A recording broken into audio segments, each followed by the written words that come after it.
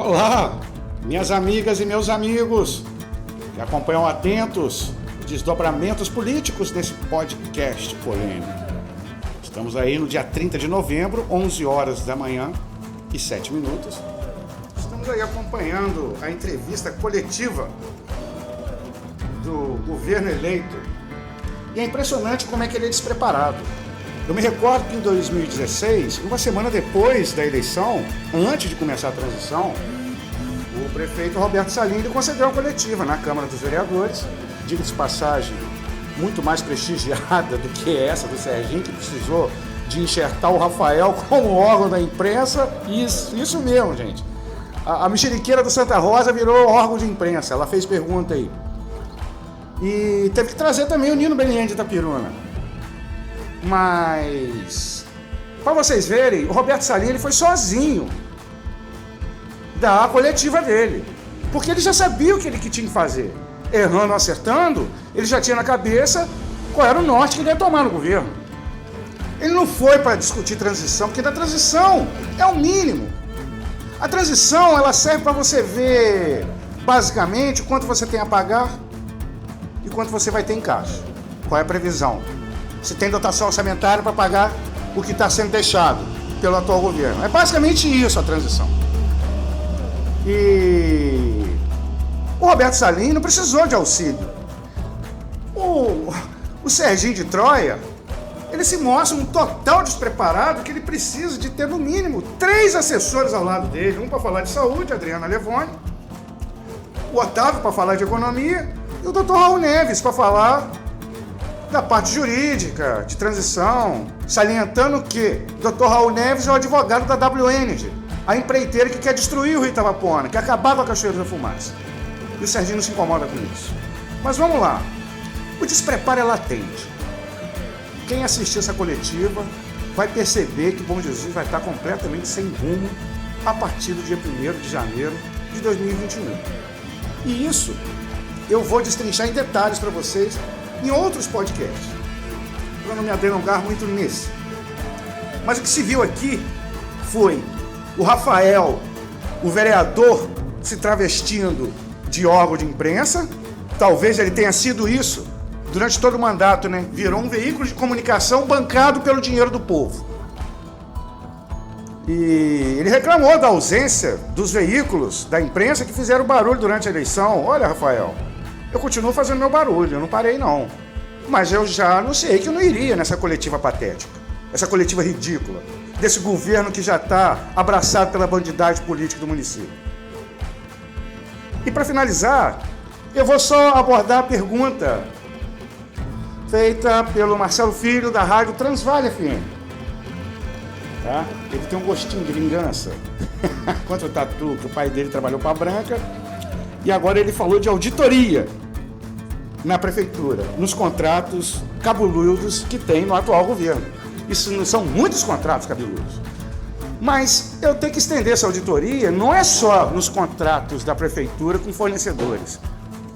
Tem que fazer auditoria no contrato da prefeitura com o hospital. Desde o dia 1º de janeiro de 2017 até hoje. Vamos fazer uma auditoria no hospital. Ninguém falou em fazer auditoria no contrato do hospital.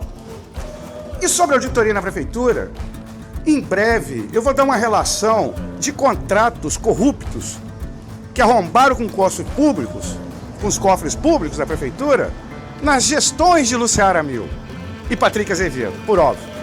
Então eu quero ver, o Otávio afirmou na resposta que aquele contrato que foi detectado uma irregularidade, um vício, será auditado e o que encontrar comunicado aos órgãos de controle, perfeitamente.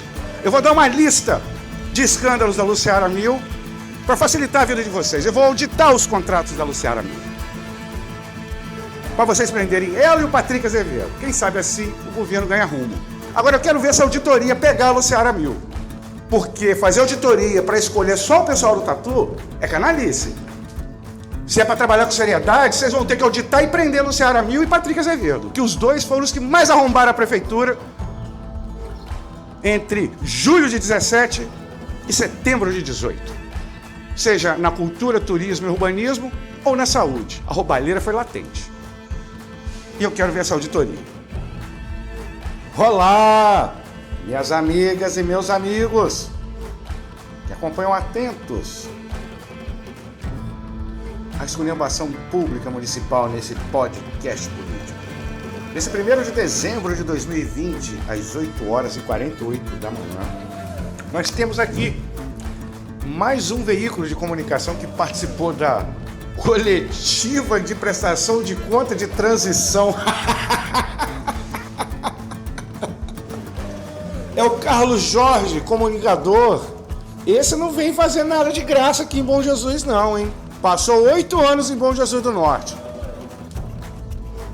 Faturou umas tetas no governo Baldo e no governo Marquinhos. Mas agora ele vai ficar desempregado em Bom Jesus do Norte, que o Toninho Gualhano não vai aturar. O Carlos Jorge não. Ele é de São Francisco de Itabapoana, já trabalhou na Rádio Bom Jesus quando era do Dr. Enaldo, e ele só trabalha vendendo informações, invernizando o governo podre. Ele acha que é um especialista em dar verniz àquilo que é podre, mas não tem jeito. E o Serginho está abraçando o Carlos Jorge. Bem-vindo, Carlos Jorge. Você vai ser o alvo. Você que vai ser o desmentido da vez. Você vai publicar uma mentira para invernizar a patifaria do Serginho de Troia e o Frederico vai lá e vai desmentir. Vai mostrar que não é bem assim. Então tá aqui, meus amigos. Ele que vivia falando que não tem imprensa comprada, ele já está comprando a dele, o Serginho de Troia. Não é? Vieram 2 comunicadores de fora para a coletiva para falar da transição daqui. Isso mostra o nível de credibilidade desse governo que já está fedendo a podre. Já está bolorento. E sobre a coletiva, vamos abordar outro tópico do pouco que assisti, que fala sobre austeridade e contenção de gastos públicos. Eu espero que isso não vá refletir em corte de serviços essenciais, em redução daquilo que foi avançado. O que se precisa muito é fechar as torneiras e tampar os buracos do ralo público, que é demais. Não é pouco, não. Por exemplo, combustível. Não sei se vocês sabem do novo governo, que o governo atual sabe e não quis usar. Todas as secretarias, no seu programa de gestão administrativa, têm um programa de gestão de controle de abastecimento de frota de veículos. Bastava o quê?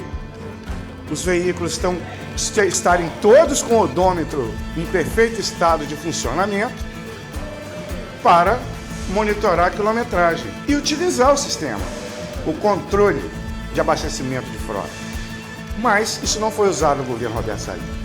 E se usar, é no mínimo 200 mil por mês de economia, nesse quesito combustível. Aí tem outros meios de economizar, por exemplo, oficina mecânica. É uma farra que acontece nas oficinas mecânicas. É uma farra. É uma farra o que acontece nas oficinas mecânicas. Então, tem gastos em, por exemplo, essa empresa aí, HZ, essa Jabô, essas empresas são contratadas para fazer roubo. Então feche a torneira, seja rigoroso nos produtos recebidos, que vocês vão economizar. Tem muito o que economizar, tem muito dinheiro sendo jogado fora na Prefeitura de Bom Jesus. Em 6 meses é possível economizar 9 milhões, sem cortar absolutamente nenhum direito adquirido e avançado no atual governo. Principalmente no fato desses próximos 6 meses não haver eventos culturais do calendário festivo. Então tem aonde economizar para fazer o dinheiro aparecer e acertar a negociação da dívida de 28 a 32 milhões.